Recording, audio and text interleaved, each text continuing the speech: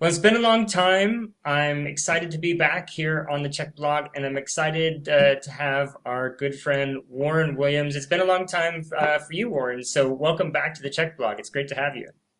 Yeah, it has been a while. It's been, well, 4 or 5 months. Man, no, because we recorded some buzz like December, I think, and we Yeah. sent some of them out. So yeah, it's been a good 6 months or so. Yeah. Yeah, well, I'm glad you're back, and we've got a great topic today. We're going to talk about why you need a mentor, or why one should have a mentor. And we might, it sounds like we're going to talk a little bit about Czech professionals and professionals in our industry, but I think probably a lot of the lessons that you're going to talk about and a lot of the reasons will apply broadly, not just for folks in our industry, but just in general. Yeah, definitely. I think it's, one of the things that, I heard someone like, Tony Robbins talk a lot about is that this ability to be able to compress decades into days.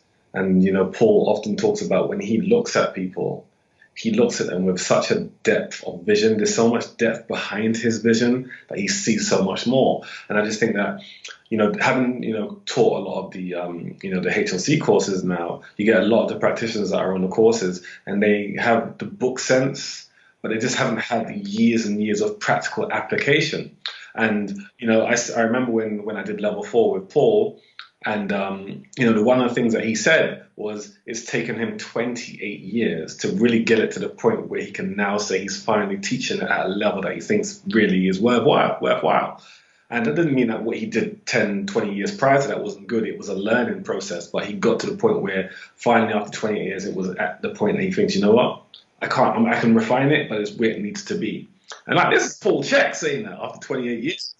So, and a lot of these tech practitioners, they, there's a saying when it comes to experience, you can't buy experience. And sometimes I see some of these practitioners and they're good, but they just haven't dealt with cancer yet. They haven't. And I'm not saying themselves, I'm not with their clients. They haven't dealt with a cancer client. They haven't dealt with somebody who has a heartache or a heart attack, and just don't know how to deal with it because you get a lot of these questions with their asking and they want the exact answer. So, sometimes I do some of these, these internships, and someone will say, "So, what about if you have a client who comes in who has X? What do you do?" And I'm like, you can't give an exact answer because each person is reacting differently to the information you give them, but that can only come through experience. And then someone else will ask the same question in a slightly different way. I'm like, guys, you just tried to give you a bulletproof for everything. I said, you have to get to the point where you're comfortable not knowing what the client is going to present to you and reacting to it. That comes with experience. And that's why if you want to be able to kind of not cut corners, but be able to be ready or more ready for the, things that you're not, really trained for, is you have to get in. And that's kind of the preface of this whole thing, the need to be prepared and the need to be able to know that you can never be fully prepared. Yeah. How you react to that. Right, and I think this goes for every field too. But when you're just setting out, I've heard this expression before, but it's you don't know what you don't know. Yeah, And this is seems to me one of the big reasons why you really want to have a mentor for all the reasons like you're saying. Paul's been in the industry well over 30 years, so he's had this huge array of experience and clients, as you said, who might have similar conditions but present in different ways and react in different ways to suggestions. And so you really don't know what you don't know when you're starting out. And this is how a mentor sort of one of the big reasons a mentor is so so helpful. yeah, and just exactly, and just like some of the practitioners when they're asking us these questions where they want the perfect answers, they can take that exact answer back to their clients, where it just doesn't work. I often say to them, this is why it's called a practice. It's called a practice because you're practicing. So you have to be brave enough to kind of make the mistakes and then learn from the mistakes. So I always say that over the years that I've been teaching, just the same as Paul, I've done things in sessions with clients where I've just overwhelmed them with tremendous amount of knowledge and they just left there with a headache. And I'm like, yeah, well, I threw everything at you. And I had to learn that was wrong. But if I had a mentor, they could have probably helped me kind of not do something like that. So, it's so important. And, like they want, like, a lot of the times when these practitioners are on the courses, they're writing down your answer to a specific question, and then they want to use that exact answer in the exact way and take it to the client. You can't. You can't do that because every human is completely different, reacting in a different way, like you said. So the only way we can cross these boundaries and the only way we can help our practitioners to be more prepared, as you said, is getting into this idea of needing a mentor to help them to grow. And that's kind of the preface of what we're talking about here. It looked like you had a question. Yeah, well, and I was saying we were talking about this offline before we started, and I can imagine somebody listening and saying, "Well, yeah, those are all good points, but you know what? I'm not really struggling, and mentors are expensive, and but because I don't really have any particular problems, I don't really need a mentor. It would be nice, but yeah, I don't really need a mentor." Yeah, that's a good point. I'm glad you brought that up because it's true. It's this idea that I'll get one when I'm stuck. I'll wait until there's a problem and then I'll try to figure it out. Yeah, Rather than, as they say, be prepared. Preparing to fail. If you don't yeah. prepare to fail, you fail to prepare. If you don't fail to prepare, you prepare to fail, I should say. And having a mentor helps to bulletproof you because you learn from experience from the other mentor who's compressing data. Like Paul said again. He said he's learned more in the last 15 years of his life than he did in the first 35, 40 years of his life. Because as you get older, that experience compresses information faster. So, for yourself and for myself, I know this, when we read books or if we hear a statement or a phrase, we can like, someone can talk for like 5 minutes on a specific subject and you just get it. And it's like, it could be worth 10 hours of coaching, but you just get that one sentence and you can expand on it because you have the experience of the words behind it. So, like when they talk about, if somebody, a lot of the spiritual masters, they say, you should have enough knowledge and wisdom that what you say, you can kind of express a vast array of information in one sentence. But the problem is the person on the other side of that sentence needs to have the depth of experience to understand what that sentence is expressing. And that can come with experience because, as we know, there's a difference between knowledge and wisdom. And knowledge you can acquire from books. Wisdom is the synthesis of knowledge, which is basically experience of that knowledge applied. That can only happen through years and years of practice. Again, practice because you are learning through mistakes and then correction. So, I always talk about my UFC stuff as well as, the Bruce Lee stuff. And I who wrote a book recently who's a famous trainer of Conor McGregor, who's like the biggest name in mixed martial arts. And he said, he wrote, I might have said this on one of the other blogs, but, he had the title, you either win or you learn. So some people think I don't ever want to lose.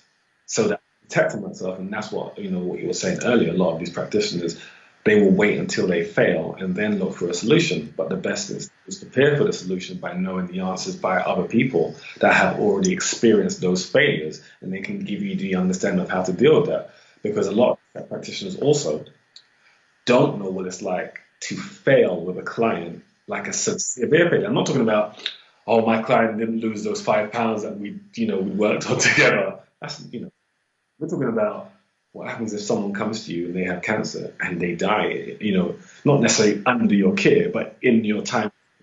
How do you deal with that? There's nothing that can prepare you for that unless you have someone who's already gone through it and can kind of share the challenges. So it's so many things like that. But, getting more into, the need for a mentor. Paul Chek has had mentors as he's grown and studied. He studied, I think it was Vladimir Janda, but I know he went to Europe and studied with them over there for a while. He studied with Bill Timmons, who wrote a book, Stress Crisis. If you haven't read the book, it's a brilliant book. Studied with him as, being mentored. Osho had mentors. Rudolf Steiner had mentors. Oprah Winfrey, Gandhi, Tony Robbins often constantly talks about his mentor in Jim Rohn was his mentor. Eleanor Roosevelt had mentors. So all these great people we see as Einstein had mentors. all these great minds only became great minds because they had great minds to learn from. So when people talk about, oh, but I'm already spending money in marketing, and it's great. You can market till the cows come home, but let's say you market so much and you get a very difficult client. You can't help them. Great, you brought to the table with your marketing, but you can't coach them because you lack the experience. So marketing does help support your business because marketing helps support your business, but mentoring helps to kind of gain prestige in your business. A lot of faculty members get a lot of respect from their peers because of their level of experience and having dealt with challenging cases. So moving on a little bit into you need a mentor. Let's look at how mentoring can because there's different facets of mentoring. It's not necessarily just one-on-one because that's the way most people mentor. There's other ways like you can actually have mentoring through reading books. I remember I was watching this guy talking about mentoring and the relationship that you should have with books. He said, don't see books as a one-time event. See it as a relationship that you constantly keep coming back to. And he said, a lot of our great leaders and mentors are gone, that passed on, but their books are still here. So he goes, you might not be able to get, Gandhi or whoever as a mentor, but you can, like Paul does, immerse yourself in their work. So we both know, and Paul's spoken about this a lot. He often talks about Osho and how he's read everything on Osho, including poetry and everything. So in that sense, Osho is his mentor because he's immersed himself in everything that he's ever recorded, auditory, video recordings, books, everything he can find. So we can go through mentoring by purchasing books of great leaders and immersing ourselves in that information. And they become our mentors because we refer to them whenever we're stuck. So we may have a challenging case and we go refer to a book. That learned experience becomes a mentor. So they may not be there, but you're using it as a reference. So, in person we are references, but books become references. And then, with the social media age, there's another way that you can go through mentoring. You can go in online mentorship programs, and there's something out there where you can have massive groups of people that are sharing an experience with one coach online. So there's the online mentoring program out there. So that's two different ways. And then the one that most people know about is personal mentoring. But with personal mentoring, there's two different ways of mentoring in person. Paul shared with us when we did level 4 that he used to do something called a personal internship.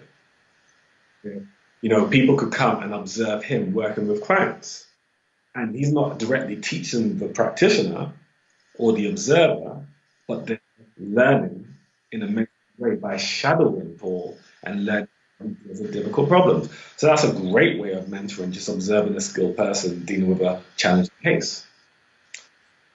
And then the final kind of format of mentoring is also in person, but it's working in a coached setting.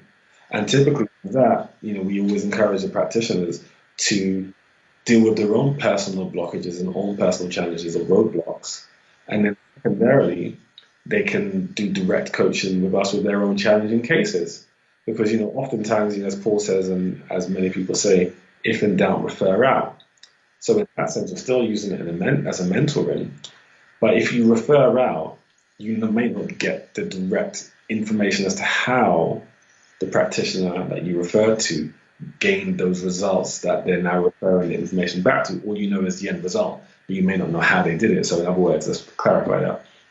So this Chek practitioner refers someone, let's just use me for example, refers someone to me who has some issue that may be higher up on the Chek totem pole.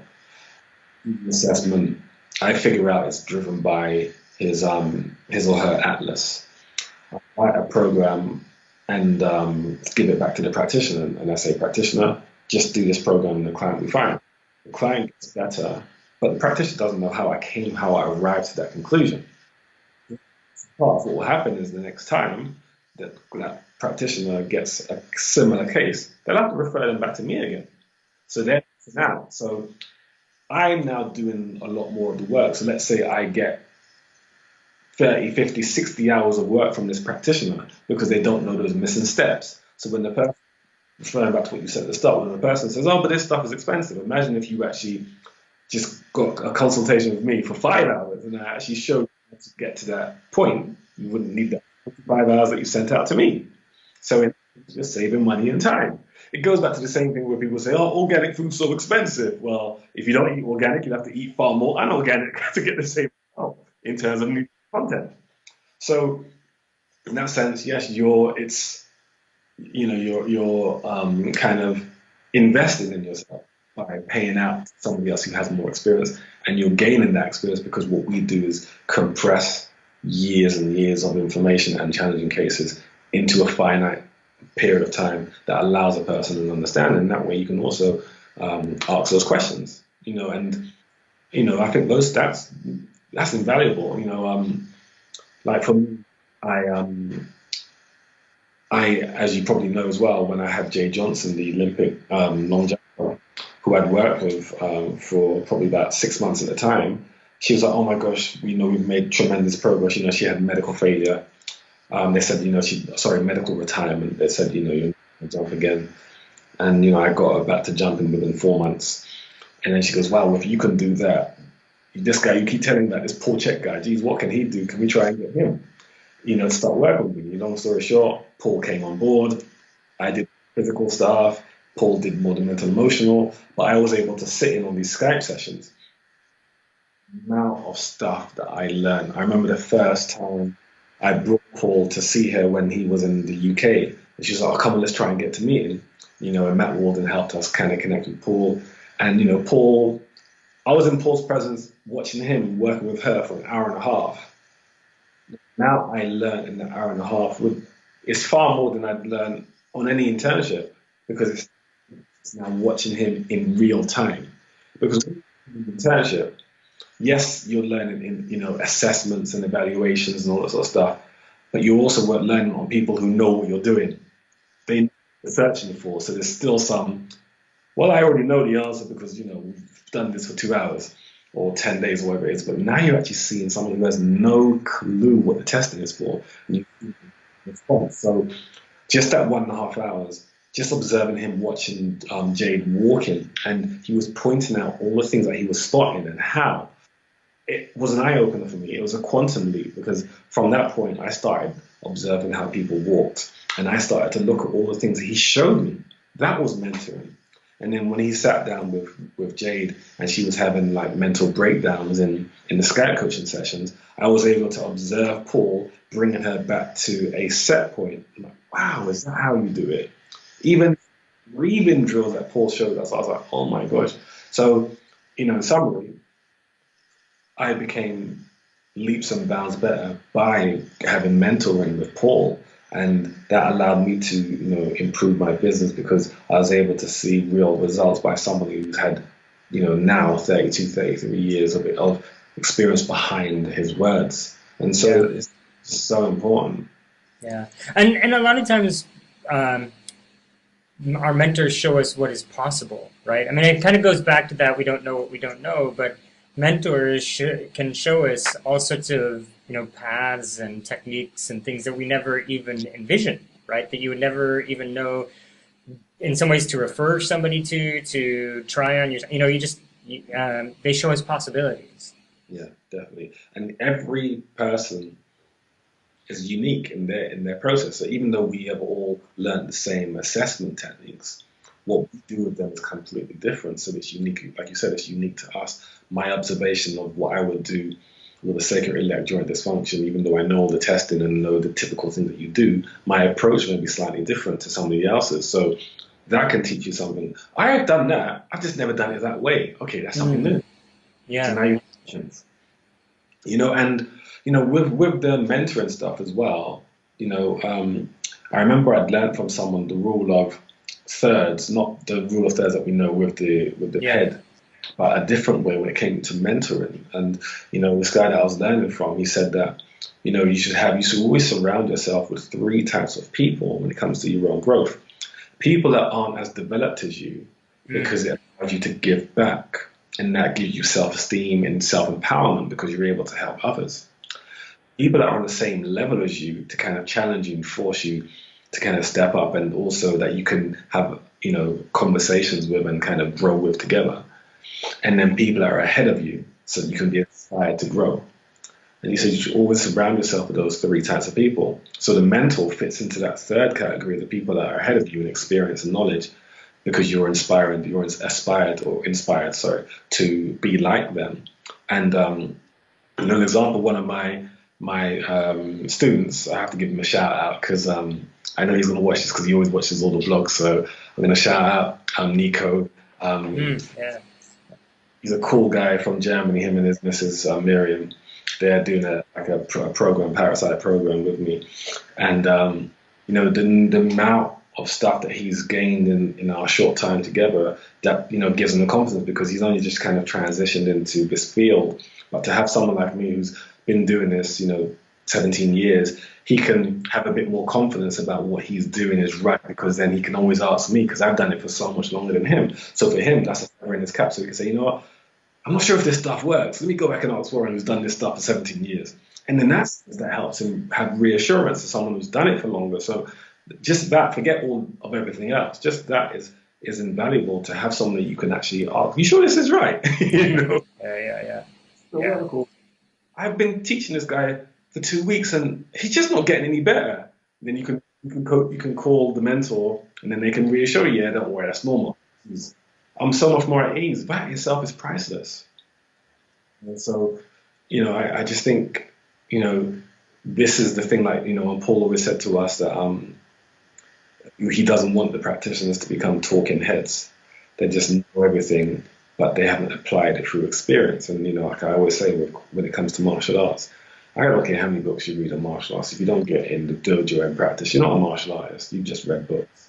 So it's the same with the practitioner. You have to get in there and do the work, and therefore, and also when we say do the work, not just assess people, but actually do it by living it and be in the practice.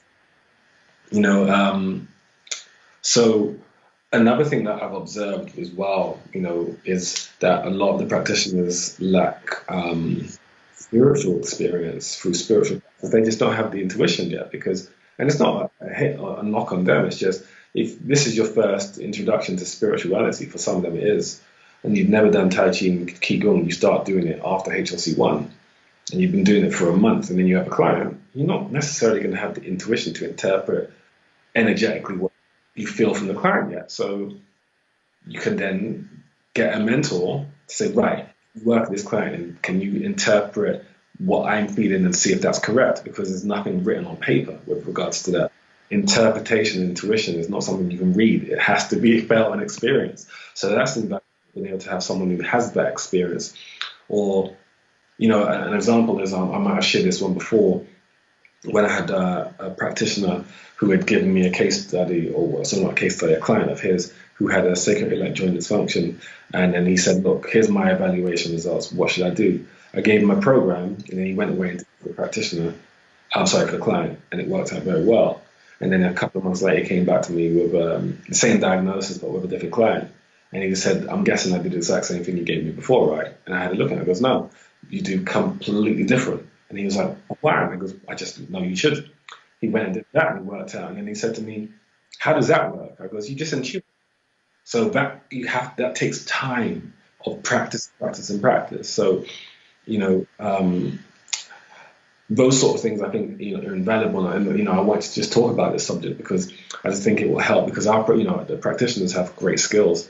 They just haven't had the years of application of those skills yet. So it's like, if I teach you the perfect kick and you're able to do it, but you don't know how to spar, how to use it in the sparring mats because you haven't had years of the timing of when to throw that, then it doesn't matter. It's a great kick, but you don't know when to throw it. And I know you want to say something, but just quickly putting that in the bow.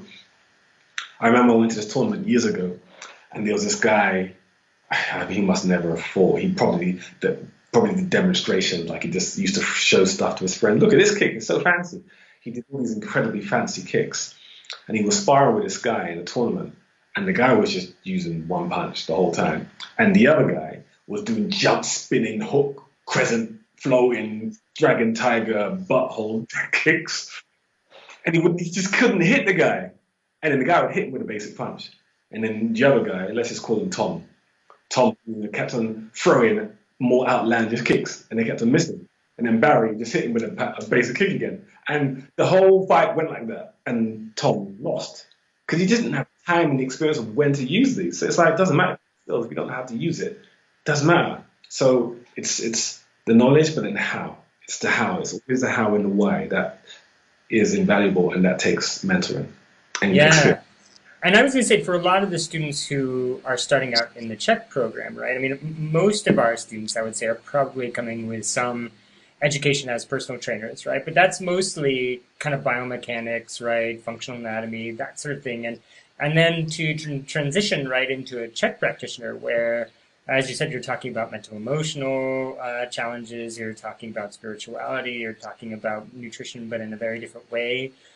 This is uncharted territory, right? Like you said. So even if you're pretty confident in your reading of how to eat, move, and be healthy, you've read it backwards and forwards, and you paid close attention to classes, you're like the guy who has mastered the good kick outside of actually getting in a ring.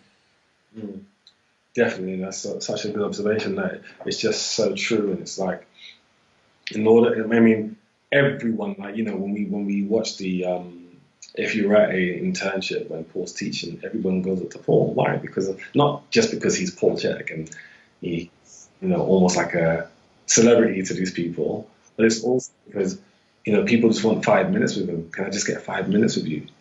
Why? Because they know that the depth of his information, 5 minutes can mean a tremendous amount for them. It could be the equivalent of 50 or 100 hours of practice, and you're compressing that into a very short period of time. And so this stuff is invaluable. So, kind of just wanting to get this across to the practitioners that this stuff is so invaluable, and I think it's important to note that you don't know everything. You just know quite a few things. But have the experience to tie it together. Like we said, the wisdom to synthesize the knowledge into an applicable way that you can apply. Because you could know four great, like, talking about boxing for a minute, oftentimes people say, why am I scared of this guy? He's got two arms, two legs, just like me. Well, it's what he does with those two arms and two legs that is the difference. Mayweather, he's got two arms, he's got two legs and two arms. He was never beaten because he had experience to use those two arms and two legs like every other fighter, but in a different, more evolved, experienced way. That's the difference. Looking at Mayweather versus a beginner, the same skill, but years of experience difference that separate them, and then multi-millions of pounds or so that separates them also. So we're not just talking about the financial implications, but also what it means. It's like when Paul said to us, or sorry, when he said to me one time, um, the minute your service doesn't match your rate, your business dies. But if you have the experience, that means your service has to be matched by your rate. So thus you can charge more because of the experience behind it. I always say to people, if you had needed, heart surgery and there was a wall and it had a basic doctor, semi-basic doctor experience, who would you pick? He's like, I want the best. How was that? How do you know that guy's the best? Because of experience. You always want that. So it's invaluable, and you can't buy it, you know. So that's kind of what I want to kind of say with it. Yeah, and so for our viewers, how do you go about selecting the right mentor for you? Yeah, that's a good question. Really good. You got some good questions. I'm good at questions, not at answers. So I have you on for the real heavy lifting. Paul Lewis says the question is the answer. So you set it up perfectly for us Yeah. anyway. So shout out to Jator holding the front while we all don't do anything else except him doing vlogs. So I've got to Yeah, shout. I know he's done a great job. He's the man. What was your question? Oh, so yeah, practical. Like, how do I find the best mentor for me? Yeah, a lot of the times it's good that Czech practitioners um, do get to observe different faculty members because then they see different personalities. And a lot of the time, it's always a relationship. Everything is a relationship, mental, emotional, spiritual, everything. Like the sun has a relationship with the planet has a relationship with the oceans, the bees having a relationship with Earth. So everything, it doesn't have to be just emotion, but everything has a relationship. So yeah, so you build a relationship by observation. Like sometimes, if you've only had just Matt Walden teaching you, or just you don't know, or just Warren, you don't know. So it's good that they can, do the practitioner side and the HLC side and observe different personalities, and whichever one, because it's sometimes it's just the way the person that you're observing explains something. You've heard it 1,000 times, but just the way he or she explained it, I just get it. So it's the way that they orate, the oration skill of the person that can relate to you and gives you a framework. Some people like paraphrasing, some people like real clinical, logical information. So when you observe a mentor and they can say something in a way that you get straight away, that's probably a sign that that's the type of person that you can kind of grow with. And it doesn't even, I mean, it would help if you like them, um, definitely.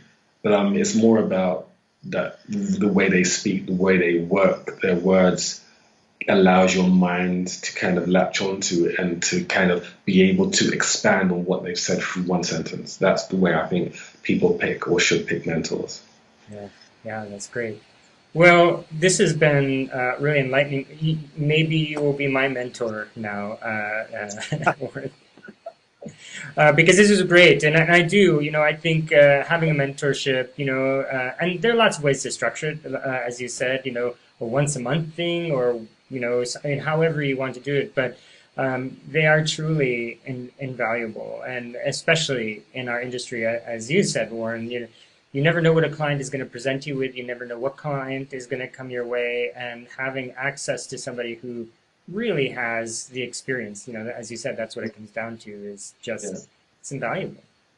And just to add to that before we finish this off, just going back to what we were saying earlier, it's important because a lot like you said earlier, a lot of these practitioners are just coming in from something that was not related to holistic in any way. So they have a lot of growing to do, but that's great because it means growth. There's growing there, and life is growth. So the more work they need, the great. That's great. We need these challenges to make us feel whole. So a lot of these people, because they have a lot of growing to do, it's great for them to be able to use a mentor for their own personal challenges because the more growing you have, the harder it is for you to attract clients because if you have a lot of work on yourself, the universe won't attract you to what you don't need until you're at a point where you do need it based on your own experience and growth. So we as mentors can help them grow and then helping them just grow, they attract more anyway because of the vibrational frequency change. That's great. That's great. Well, thanks, Warren, for taking the time to talk to me about this and talk to all our viewers about mentorships. I think it's fantastic and so good to have you back on the Chek blog. I'm really Yes. excited. We've got another great topic coming up with you here shortly about changing yourself and changing the world by changing yourself. That's a place to start. So that'll be going to be a fantastic talk. And we might have some plans to get you and Jator back on here for another team up, and that would be exciting too. Yeah, I prefer the word team up to a threesome. Yeah. You noticed I went with that, right? Instead of the threesome, right? Yeah. Um, and Warren, for those of our viewers who are listening to you for the first time, if they wanted to talk to you about a mentorship, how can they find you? Well, my agent James Phelps, normally deals with stuff. Yeah, I mean, they can go to the website warrenwilliamscoaching.com. Typically, when I work with people in a coaching fashion, it's either business or they can do business mentoring just to help, launch their kind of their platform for the skill set in this wellness field or personal challenges. And I typically do it like a monthly or bi-weekly. So yeah, they can contact me via that. My website, info@warrenwilliamscoaching.com, as the email as well. Great. Well, thanks so much, Warren, and I look forward to having you back on the blog again soon. Cool. Peace and love, guys.